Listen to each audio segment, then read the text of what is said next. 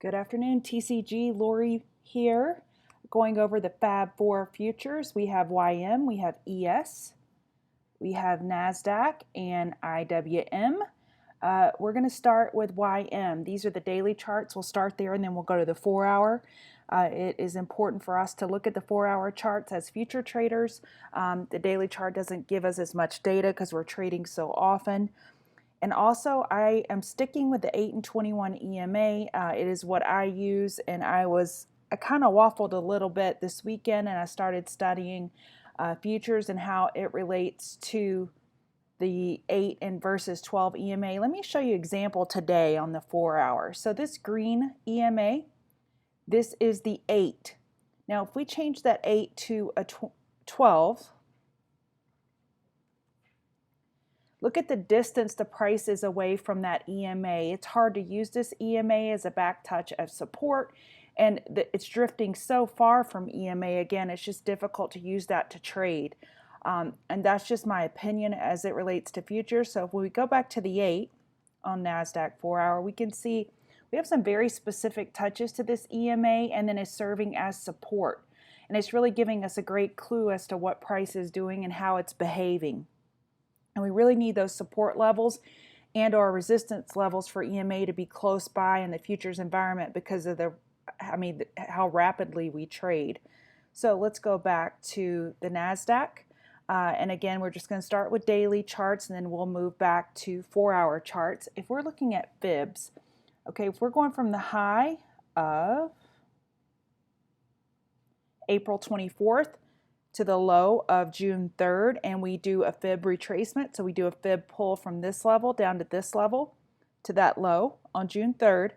Today we hit the 0.786 fib resistance level. So that's a pretty important level. We also hit that upper Bollinger Band. And just a little bit of info on Bollinger Band. I just want to point out that the Bollinger Band is 2 standard deviations away from the middle Bollinger Band. So the time that price is hitting upper Bollinger Band, that's an extreme move. And when it hits a lower Bollinger Band as well, that's an extreme move to the downside. So with ES and YM, they both hit the upper Bollinger Band today as resistance. So as you can see, ES stopped on a dime within, actually a little more than a dime, within 50 cents. 50 cents of that upper Bollinger Band. So, and ES stopped at the 0.786 resistance. Again, ES, if we draw that fib retracement from May 1st down to June 3rd, it is now hitting the 0.786 resistance. So YM and ES are our leaders. NASDAQ is hitting the 0.618.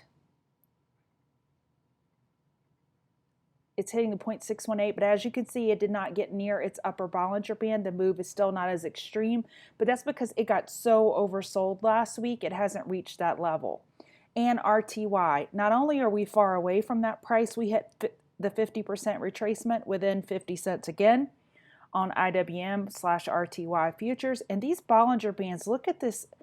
The moving in, there's just zero volatility. We need these Bollinger Bands to curl up to imply a larger move in RTY, and that likely will not happen until price gets close to the Bollinger Band, either up to the downside or the upside. Let me show you what I mean on YM. YM, the Dow, it gave us our first clue of this move higher. It was an hour ahead of all of the other sectors right here. So at this time, on June 4th at 2 a.m., well, this is Pacific time, YM got this kink. And we call it the Bollinger Band curl right here, where it curls up. Then we have price that's near it. And that implies a larger volatile move. And then on ES, on the 4-hour, it happened that same day, but 1 hour later, right here. It indicated this Bollinger Band curls. We could see it just curled up, and then price went with it. So that implied curl, it's also called the TTM squeeze if you want to look that up, where Bollinger Bands start squeezing the price and the price pops. So that's what happened. YM led that move up on the 4-hour, then ES. So as you can see, RTY on the daily has had hardly any volatility, but when we go into the 4-hour, we do see that we did get a little curl up here. And I would argue that RTY could be a 4-hour bull flag. The problem is the amount of bear volume that we have coming in. That's the only issue we have with that being a bull flag. So on the daily, we are above 8 and 21 on EMA for RTY, and we hit the 50% retracement. So I like to keep these fibs on my charts as I'm trading. If they get near support for a possible long, or if they get near resistance for a possible short, I find them extremely helpful in trading futures. Again, 8 and 21 EMA, and I like to use my fibs.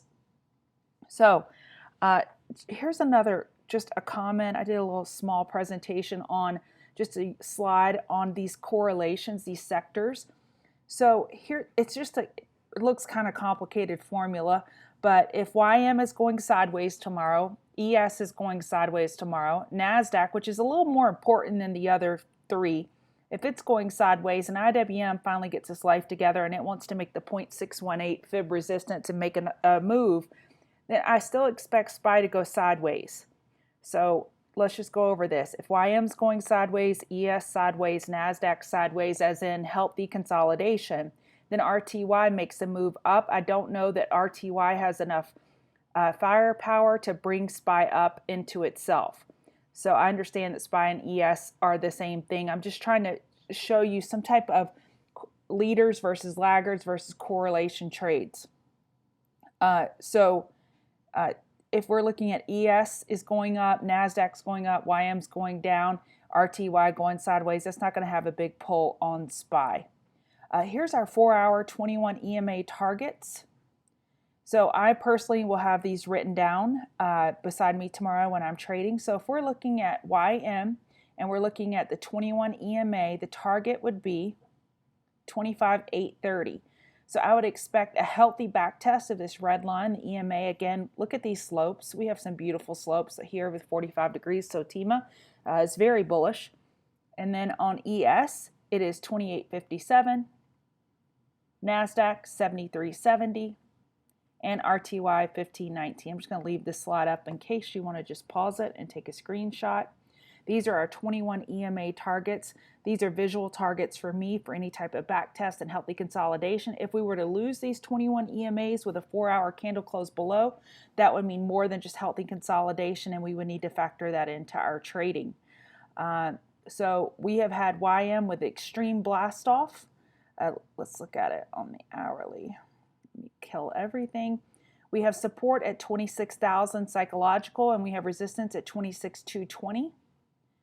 On the hourly, on ES, we have 2,800 as support and 2,905 as resistance. It is testing this 21 EMA on the hourly right now. And on the NASDAQ, we have hourly support at 74.37, resistance at 75.78, and RTY. We have support at 15.20 and resistance at 15.37, which is that 50% fib retracement. So my advice going into the evening is, if we see healthy sideways consolidation, I personally will not be taking a trade. If we would see a sharp move down on volume, they have to bring the volume to prove it, then I would look at taking a short for some consolidation. So a sideways chop, if that's what I hear a lot in the room, to me, that's just healthy consolidation, and I'm not going to trade that. It's hard for me to trade within ranges. If we get a sharp move downwards, I will short that. If we get a sharp move upwards, I don't know that I will go long because of these extensions. We have bearish reversal candles on the daily, but they need to be confirmed. So just one little positive caveat for the bulls is this happened on lower bear volume today, and we do not have a confirmation. Yes, they're bearish reversal candlesticks, but we need confirmation to expect further downside. So that's my comments on the Fab4 Futures for this Monday, June 10th. I will see y'all in the room.